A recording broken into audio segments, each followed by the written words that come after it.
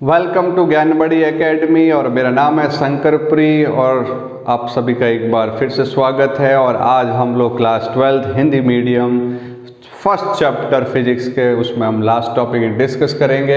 एक समान विद्युत क्षेत्र में विद्युत द्विध्रुव पर बल तथा बल आघूर्ण की बात करेंगे। क्या बात करेंगे? किसी द्विध्रुव को एक समान विद्युत क्षेत्र में रखा जाए तो उसके ऊपर बल कितना लगता है और बल आघूर्ण कितना लगता है। इस लेक्चर को पूरा देखिए और समझने की कोशिश करिए और अगर एक बार समझ में आ गया तो फिजिक्स आप पढ़ते रहेंगे। देखिए, पहले हम बल की बात करते हैं। ये एक समान विद्युत क्षेत्र है, समझने की कोशिश करेंगे। ये एक समान विद्युत क्षेत्र है जहाँ पे हर बिंदु पर विद्युत क्षेत्र की तीव्रता का मान E है। हमने एक द्विध्रुव को रख दिया यहाँ पे, बहुत बढ़िया। ये द्विध्रुव है। द्विध्रुव मतलब प्लस Q और माइनस Q। इनके मध्य की दूरी 2L ले ली है, मध्य की दूरी 2L है। तो ये धनावेश रखा हुआ है। धनावेश पर बल विद्युत क्षेत्र की दिशा में लगता है। हमने पढ़ा है कहीं न कहीं, शुरुआत में पढ़ा है F बराबर Q0E। यानी ये धनावेश है तो इसके ऊपर बल लगेगा F बराबर QE। विद्युत क्षेत्र की दिशा में इधर लगेगा बल। माइनस आवेश है तो माइनस आवेश पे बल हमेशा विद्युत क्षेत्र की विपरीत दिशा में लगता है। विद्युत क्षेत्र की विपरीत दिशा में लगता है तो ये यहाँ बल लगेगा। तो इस द्विध्रुव पर कुल बल कितना हुआ? द्विध्रुव पर कुल बल कितना हुआ? परिमाण में तो बराबर है, दिशा में विपरीत है। तो परिणामी बल, द्विध्रुव पे परिणामी बल का मान कितना हो जाएगा? कुल बल, दो बल लग रहे हैं और दोनों बल एक दूसरे के विपरीत है। एक प्लस QE लग रहा है, एक माइनस QE लग रहा है और टोटल बल क्या हो जाएगा? 0 हो जाएगा। इसका मतलब है इस निकाय पर परिणामी बल का मान 0 है। इसका मतलब इसका कोई स्थानांतरीय गति नहीं होगी और ये द्विध्रुव संतुलन की स्थिति में होगा। कैसा होगा? संतुलन की स्थिति में होगा, संतुलित होगा यानी इक्विलिब्रियम में होगा। नेट फोर्स 0 होगा, परिणामी बल का मान 0।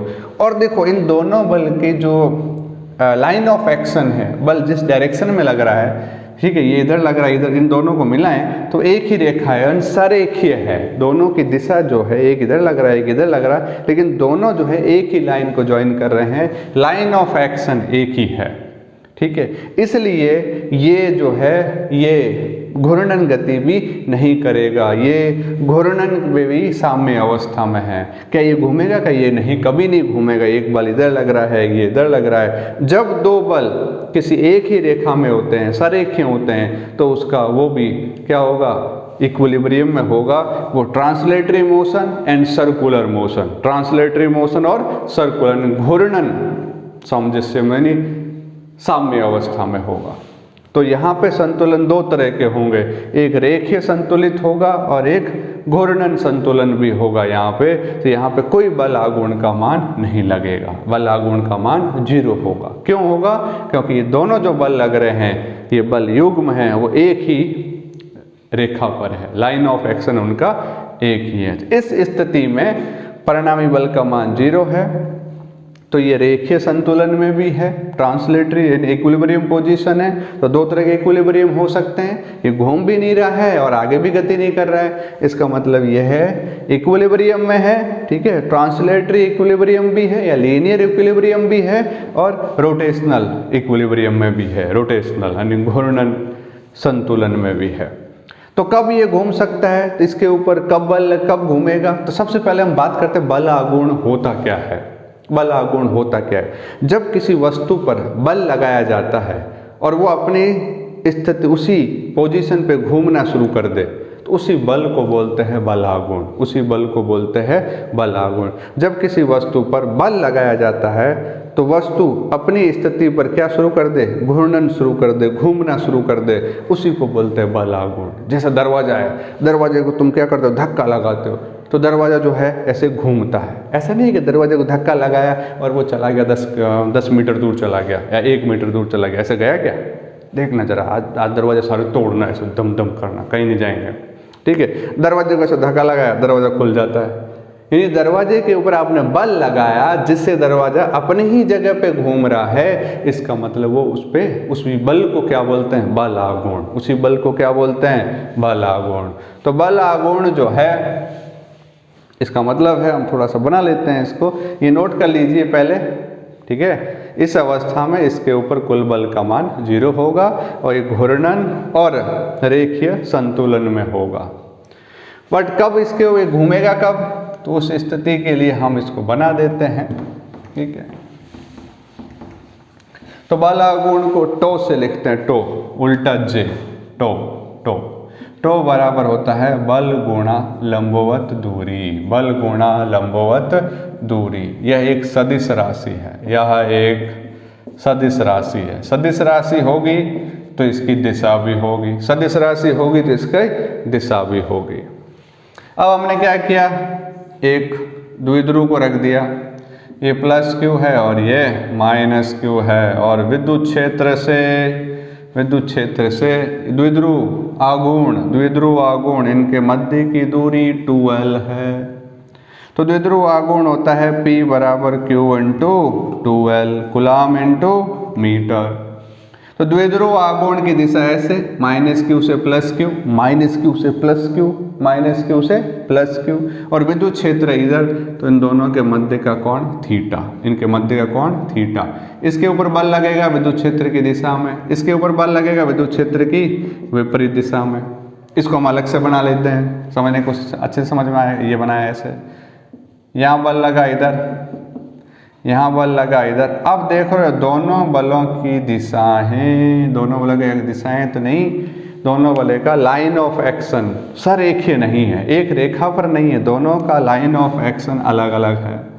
यहाँ हमने इसको थोड़ा सा ऐसे लिख दिया, ये 2L लंबाई है, तो इसका ये लंबाई कितनी होगी 2L cos थीटा, और ये लंबाई कितनी होगी, ये रेक्टेंगुलर कंपोनेंट बन गए आयत में, आयत के घटक हो गए ये, तो ये आ जाएगा 2L साइन थीटा, ये लंबवत घटक, और ये होगा 2L cos थीटा।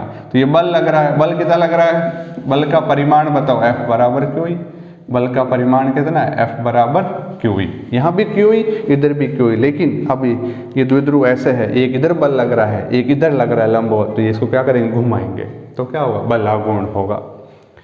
तो इसके दो घटक ये और ये, इसको लंबवत दूरी लेते हैं हम, लंबवत दूरी लेते हैं बल के लिए, ये बल लग रहा है, ये लंबवत दूरी ये वाली, ये बल लग रहा है, ये लंबो, ये दोनों बराबर होंगे 2L साइन थीटा। तो टो बराबर क्या होगा, बल आघूर्ण बराबर बल गुणा लंबवत दूरी 2L साइन थीटा। तो टो बराबर F बराबर होता है QE 2L साइन थीटा। तो tau equal to E Q into 2L, Q into 2L sine theta, Q into 2L विद्युत द्विध्रुव आघूर्ण, टो बराबर इसको लिखेंगे P, तो PE sine theta, PE sine theta. और ये फॉर्मूला कुछ ऐसा है, A क्रॉस B 1947 में याद करो, आपको ये पढ़ाया गया था 11th क्लास में। ये होता है A का मॉडुलस, A का परिमाण, B का परिमाण, साइन थीटा n कैप जो होता है वो इसकी दिशा को बताता है, वो हमेशा A और B के लंबवत होता है, अभी बात करेंगे। तो अभी हम कुछ इस तरह से फॉर्मूले बना रहे हैं। तो टो बराबर सदिश टो बराबर vector P cross E, vector P cross E, यह एक सदिश राशि है, यह एक सदिश राशि है। टो बराबर PE साइन थीटा, टो बराबर PE साइन थीटा। यदि थीटा केस नंबर 1 थीटा का मान 0 डिग्री हो तो P और E समांतर होंगे, ये थीटा 0 ऐसे हो जाएगा। अरे इसको द्विध्रुव को घुमा के ऐसे इस तरह से घुमा सकते हो, जैसे घुमाओगे तो P की डायरेक्शन और विद्युत क्षेत्र की डायरेक्शन दोनों एक ही दिशा में होंगे, यानी समांतर होंगे, E पैरेलल टू P। जब 0 डिग्री होगा तो साइन 0 होता है, तो उस समय बल आघूर्ण का मान 0 हो जाएगा। अरे ऐसा आ जाएगा, पहले बनाया था ना, ऐसे आ जाएगा, इधर खींचेगा इधर तो घूमेगा ही नहीं। जब 90 डिग्री हो जाए, theta will be 90 degree cos 90 sorry sin 91 यानी इसका मतलब ऐसे रखा हुआ है, विद्युत द्विध्रुव आघूर्ण ऐसे, विद्युत क्षेत्र इधर और एक बल इधर एक बल इधर, जल्दी से घूमेगा। इसका मतलब बल आघूर्ण का मान आ जाएगा टो बराबर PE, टो बराबर PE, और अधिकतम बल आघूर्ण होगा, इसका मान अधिकतम होगा, अधिकतम मैक्सिमम होगा। तो ये बल आघूर्ण हो गया। अब बल आघूर्ण की दिशा निकालेंगे, बल आघूर्ण की दिशा निकालेंगे, ठीक है। तो अभी तो आपको ये समझ में आ गया। अब इसी फॉर्मूले से ही डायरेक्शन आपके आ जाएगी। तो देख लीजिए, इसको मैं रफ कर रहा हूँ, नोट कर लीजिए, नोट करेंगे। देखो, बल आघूर्ण का फॉर्मूला आपको समझ में आया, बल आघूर्ण का फॉर्मूला समझ में आया, टो बराबर PE sin थीटा, या it means P cross E, बल आघूर्ण एक सदिश राशि है, इसकी दिशा निकालनी है और हमेशा इन दोनों के लंबवत होगी, हमेशा इन दोनों के लंबवत होगी। मान लेते हैं अभी हम कुछ इसकी दिशा जो है, दिशा दाहिने हाथ के अंगूठे के नियम से, दाहिने हाथ के अंगूठे के नियम से दिशा दी जाती है। एक तो दाहिने हाथ के अंगूठे के नियम से या पेच के नियम से, दी जाती है। कैसे? देखो, ये एक यहाँ पे विद्युत क्षेत्र है, हमने फॉर्मूला लिखा PE sin थीटा, यहाँ P ले लेते हैं, यहाँ E ले लेते हैं, ठीक है। और इनको ऐसे घुमाया जाए, ऐसे घुमाया जाए। तो ऐसे घुमाएंगे हम, थोड़ा सा उसको ऐसे रखें, तीनों एक दूसरे के लंब, ऐसे घुमाएंगे, ऐसे मतलब मैं थोड़ा ऐसे हो जाता हूँ, ऐसे घुमाया, ऐसे, यानी घड़ी की विपरीत दिशा में, ऐसे चम, घड़ी की विपरीत दिशा में एंटी क्लॉकवाइज ऐसे घुमाओगे, ऐसे। तो ये ऊपर की तरफ यानी के कैप, यहाँ ये जो दिशा होगी ये टो होगा, ये क्या होगा? टो। तो ये P क्रॉस E ऐसे होगा। अब आपके वो तल के लंबवत ऊपर की ओर, ऐसे घुमाओगे E क्रॉस P, ऐसे घुमाओगे E क्रॉस P, ऐसे घुमाओगे एंटी क्लॉकवाइज, ऐसे घुमाओगे क्लॉकवाइज अंदर की तरफ, यानी तल के लंबवत अंदर की ओर, ठीक है। तो ये समझ में, या तो पेच को देख लो, पेच को देखें, ऐसे पेच बंद हो रहा है, अंदर की तरफ जा रहा है, ऐसे घूम रहा है क्लॉकवाइज, तो अंदर की ओर, ऐसे खुलेगा, ऐसे P cross E anti clockwise बाहर की ओर। तो एंटी क्लॉकवाइज होगा तो बाहर की ओर, क्लॉकवाइज होगा तो अंदर की ओर। एक को ले लो धनात्मक, एक को ऋणात्मक।